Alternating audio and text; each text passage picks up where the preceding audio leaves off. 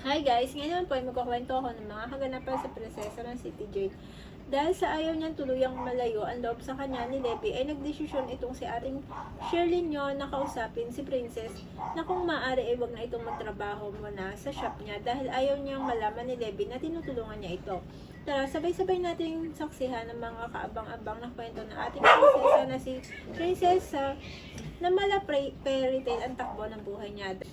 Dahil nga nakiusap si Sherlyn kay Princess na hindi niya muna ito pwedeng tulungan magtrabaho sa shop nito, ay tinanggap niya ang munting hiling ni Sherlyn dahil naiintindihan naman ito ng ating prinsesa na ayaw lang magkaroon ng hindi magandang pagkakaunawaan lalo na sa pagitan nila Levi at Sherlyn. Kaya naman itong ating prinsesa ay magalang pa rin nagpaalam at nagpasalamat kay Sherlyn sa lahat ng naitulong nito sa kanya at sa tatay dado niya.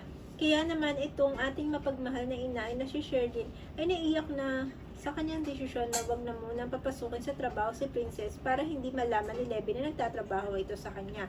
Kaya kahit gusto niya itong maging bahagi ng kanyang munting tindahan ay wala siyang pagpipilian dahil gaya nga na sabi ng kanyang butihing asawa ni si Guard Raymond ay kailangan iparamdam niya kay Levi na mahalaga ito sa kanya. Kaya madamdamin niya sinabi na darating rin na araw na suswertehin ito sa buhay at deserve nito na mahalin rin na isang ina. Kaya naman itong si Princess at si Sherlyn habang magkayakap ay nakita naman itong si Jenny. Sinabi sa kanyang pinsan na si Divina na kaya pala hindi na nila nakita si Princess ay dahil nagtatrabaho na ito sa shop ni Sherlyn.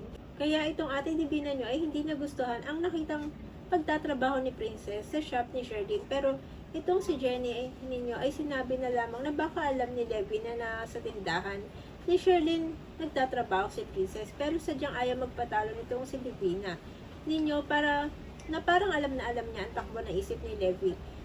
Kaya nasabi nitong sigurado itong hindi magugustuhan ni Levi na nagtatrabaho itong ating prinsesa sa tindahan ni Sherlyn. Kaya naman agad na silang umalis sa tindahan ni Sherlyn para bumalik sa opisina niya.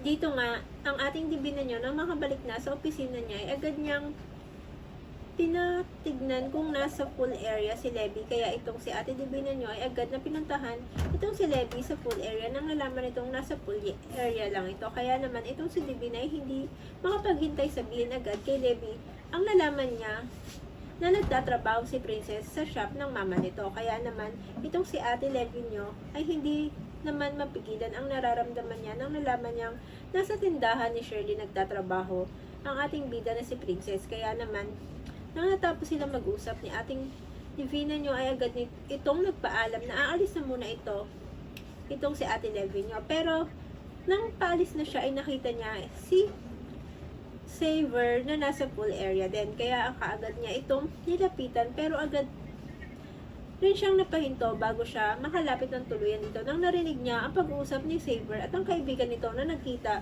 sila Saver at ang ating prinsesa nyo. Kaya naman itong si ating Levi nyo ay hindi naman mapigilan ang nararamdaman niya, kaya agad itong lumapit kila Saver at tinanong kung bakit nakipagkita na naman ito kay Princess. Pero itong kuya Saver nyo ay hindi maitago kay Levi na nagkita nga sila ni Princess. Kaya itong ating Levi nyo ay umalis sa pool area ng luhaan dahil sa dami ng nararamdaman itong ating Levi nyo ay hindi niya na alam ang gagawin. Kaya naman ang naisip na lang niya ay pumunta sa tindahan ni Sherlyn. Dito nga nakita niya itong si ating princess nyo ay agad niya itong nilapitan at sinabihan kung anong ginagawa nito sa tindahan ni Sherlyn. Kaya naman nagkaroon ng hindi pagkakaunamaan sa pagitan nila Levi at ating princess nyo.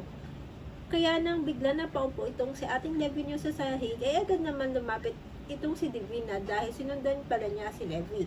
Kaya naman nagulat ang mga kumukuha ng larawan na sabihin itong ating Divina nyo lalayuan ni ating bidang princess ang anak niyang si Levi. Kaya naman pati itong si Levi ay nagulat sa sinabi ni Divina. Kaya pati si Princess ay hindi rin makapaniwala na narinig niya na anak ni Divina si Levi. Kaya naman pati ang kapatid ni Sherlyn ay lumapit na rin kila Princess dahil hindi rin ito makapaniwala sa mga narinig niya sinabi ni Divina. Isang kaabang-abang na naman po ang istorya ang ating susubaybayan. Kaya naman po kung nagustuhan niyo to aking storytelling, panaaari po ba kayo mag-subscribe sa aking channel para maging updated kayo sa lahat ng aking na-upload. Thank you and God bless. Bye!